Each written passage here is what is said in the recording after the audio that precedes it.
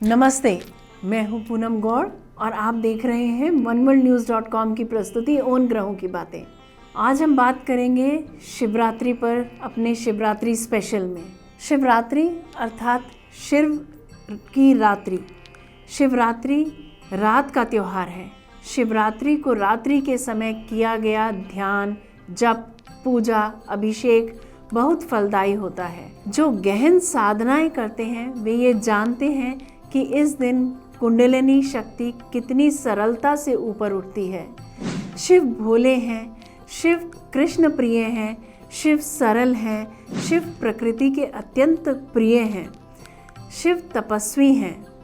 शिव वो ग्रहण करते हैं जो सबके लिए विष समान है, यानी शिव सारे संसार का विष यानी बुराइयां अपने अंदर समेटे रहते हैं ताकि सारी सृष्टि सुख से रह सके, सुख भोग सके, सुचारू रूप से कार्य कर सके।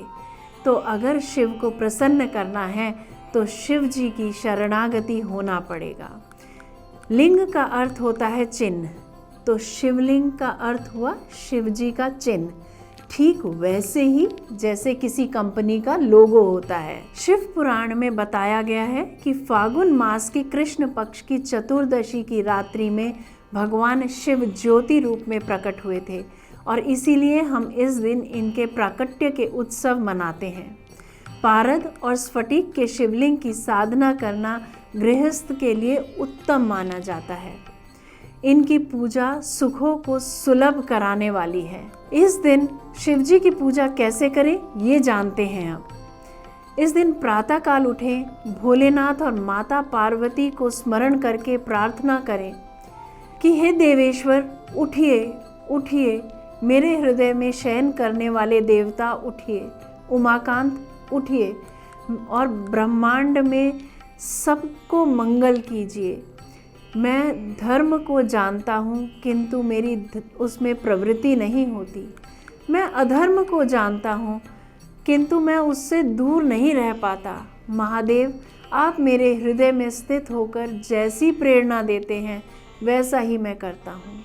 ऐसा कहकर फिर गुरुदेव के चरणों में मन ही मन प्रणाम करें।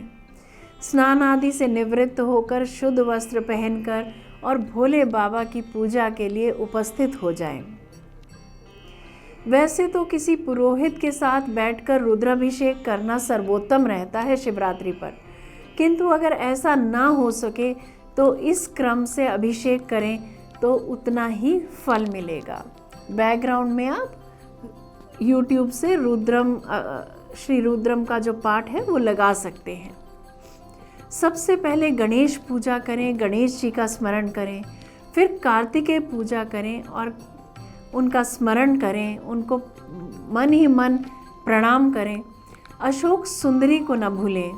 अशोक सुंदरी का स्थान जलेरी के बीचों बीच रहता है। उनकी पूजा भी गणेश और कार्तिकेय के साथ बाद में अशोक सुंदरी की ही पूजा होती है। फिर पार्वती जी का जो स्थान है उसकी वहाँ पे पूजा करें या पार्वती जी की पूजा करें और सुहाग का सामान वहाँ पे चढ़ाएं और फिर शिवलिंग पर जल चढ़ाएं। और शिवलिंग पर जल चढ़ाएंगे तो उसमें गंगा जल अवश्य मिला लें, गंगा जल चढ़ाएं और दूध, दही, घी, शहद, शक्कर बारी बारी करके ये चढ़ाएं और फिर उसके बाद स्वच्छ जल शिवलिंग पर चढ़ाएं जिससे ये सारा दूध, दही, घी, शहद जो हमने पहले चढ़ाया है ये धुल जाए। उसके बाद शिवलिंग पर चंदन लगाइएगा, इत्र लगाइएगा, फिर फूल, फल, धूप, दीप से पूजा करते हैं। फिर वस्त्र चढ़ाइए। इस दिन रुद्राक्ष को सिद्ध करके गले में धारण करना शुभ माना जाता है। कमल, सफ़ेद पुष्प, धतूरा, शमी का पुष्प, सफ़ेद चंदन, ये सब भोले बाबा को प्रिय हैं। ये सब आप उनको चढ़ा सकते हैं। शिवलिंग के ऊपर बेलपत्र, आक, धतूरा, शमी पत्र और चंदन, ये सब अक्षत, काले तिल, जौ, ये सब शिवलिंग पर अवश्य चढ़ाएं। इसमें आगे आगे आगे चल के बताऊंगी इनके फ़ायदे क्या हैं, ये हमें किस तरह से हमें ब्लेसिंग्स मिलती हैं शिव जी की। फिर उसके बाद आरती करें, गूगल, अगुरु आदि धूप निवेदन करें, अर्घ दें। अर्घ देते समय मंत्र बोल सकते हैं, रूपम देहि यशो देहि भोजन देहि च शंकर भुक्ति मुक्ति फलन देहि गृहीत्वार्घ्यम नमस्तुते। तो ये हमारा अर्घ का मंत्र हो गया। और फिर उसके बाद भोग लगाएं। भोग में आप ऋतुफल दे सकते हैं, कोई मिठाई दे सकते हैं या खीर दे सकते हैं, ड्राई फ्रूट की खीर दे सकते हैं, जो जैसी आपकी श्रद्धा भावना है वैसा दे सकते हैं। और नहीं कुछ तो गुड़ का ही भोग लगा दें, वो भी चलेगा। पान लगा हुआ मीठा पान अवश्य चढ़ाएं, वो उनको बहुत प्रिय है। और जनेऊ भी अवश्य चढ़ाएं शिव जी पे। उसके बाद उनके ऊपर वस्त्र भी ज़रूर दें उनको, सफ़ेद नॉर्मली 1.25 मीटर कपड़ा हम चढ़ाते हैं, तो वो भी ज़रूर चढ़ाएं। उसके बाद आप क्षमा प्रार्थना कर सकते हैं। निशीत काल में भगवान की पूजा करने से दुश्मन भाग जाता है। अब बात करते हैं शिव पुराण में छोटे छोटे उपायों की। भगवान शिव बहुत भोले हैं। यदि कोई भक्त सच्ची श्रद्धा से उन्हें सिर्फ एक लोटा पानी भी अर्पित कर दे तो भी वे प्रसन्न हो जाते हैं, इसीलिए उन्हें भोलेनाथ भी कहा जाता है। शिव पुराण के अनुसार भगवान शिव को अक्षत चढ़ाने से या साबुत चावल चढ़ाने से धन की प्राप्ति होती है। तिल चढ़ाने से पापों का नाश हो जाता है। जौ अर्पित करने से सुख में वृद्धि होती है। गेहूं चढ़ाने से संतान वृद्धि होती है। यह सभी अन्न भगवान को अर्पण करने के बाद गरीबों में बांट देना चाहिए। अब जानते हैं कि शिव पुराण के अनुसार भगवान शिव को कौन कौन सा रस या द्रव्य चढ़ाने से क्या फल मिलता है।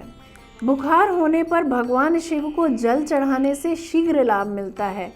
सुख व संतान की वृद्धि के लिए भी जल द्वारा शिव की पूजा उत्तम बताई गई है। तेज दिमाग के लिए शक्कर मिला दूध भगवान शिव को चढ़ाएं।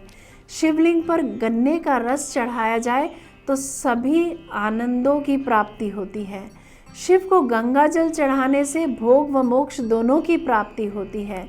शहद से भगवान शिव का अभिषेक करने से टीबी रोग में आराम मिलता है। यदि शारीरिक रूप से कमजोर कोई व्यक्ति भगवान शिव का अभिषेक गाय के शुद्ध घी से करे तो उसकी कमजोरी दूर हो सकती है। अब बात करते हैं कि शिव पुराण के अनुसार भगवान शिव को कौन कौन सा फूल चढ़ाने से क्या क्या फल मिलता है। लाल व सफ़ेद आंकड़े के फूल से भगवान शिव का पूजन करने पर मोक्ष की प्राप्ति होती है। चमेली के फूल से पूजन करने पर वाहन सुख मिलता है। अलसी के फूलों से शिव का पूजन करने पर मनुष्य भगवान विष्णु को प्रिय होता है। शमी वृक्ष के पत्तों से पूजन करने पर मोक्ष प्राप्त होता है।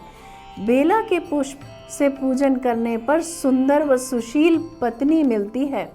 जूही के पुष्प से भगवान शिव का पूजन करें तो घर में कभी अन्न की कमी नहीं होती। कनेर के फूल से भगवान शिव का पूजन करने से नए वस्त्र मिलते हैं। हार श्रृंगार के फूलों से पूजन करने पर सुख संपत्ति में वृद्धि होती है। धतूरे के फूल से पूजन करने पर भगवान शंकर सुयोग्य पुत्र प्रदान करते हैं जो कुल का नाम रोशन करता है। लाल डंठल वाला धतूरा शिव पूजन में शुभ माना गया है। दुर्वा से भगवान शिव का पूजन करने पर आयु बढ़ती है। अब बात करते हैं कि शिवरात्रि वाले दिन हम भोले बाबा के सामने बैठ के किन मंत्रों से और स्तोत्रों से उनको रिझा सकते हैं, उनको प्रसन्न कर सकते हैं और उनकी कृपा प्राप्त कर सकते हैं। ओम नमः शिवाय की माला जप कर सकते हैं। ओम ह्रोम जुम सा ओम त्र्यंबकम यजामहे सुगंधिम पुष्टिवर्धनम उर्वारुकमे बंधनान्न मृत्योर्मुक्षीय मामृतात्। ये मृत्युंजय मंत्र है, महामृत्युंजय मंत्र है, इसका भी जप कर सकते हैं। शिव तांडव स्तोत्र क्योंकि उस दिन प्रदोष भी है और शिव तांडव स्तोत्र दोनों समय पढ़ा हुआ लक्ष्मी की वृद्धि करने वाला होगा।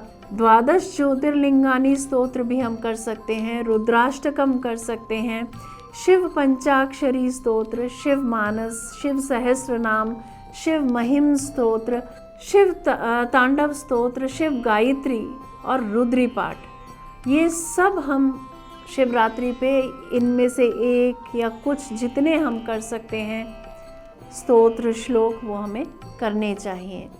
रुद्री के कुछ खास श्लोक भी हैं। अघोरेभ्यो अघोरेभ्यो घोर घोर तरेभ्यो सर्वेभ्यो सर्व सर्वेभ्यो नमस्ते अस्तु रुद्र रूपेभ्यो, इसका भी हम जाप कर सकते हैं। उम्मीद करती हूँ आपने मेरे बताए उपाय नोट कर लिए होंगे। आज के लिए बस इतना ही। आपको शिवरात्रि की बहुत बहुत शुभकामनाएं।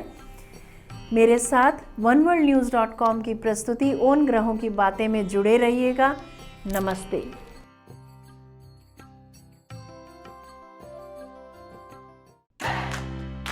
Press the bell icon to never miss a video from One World News.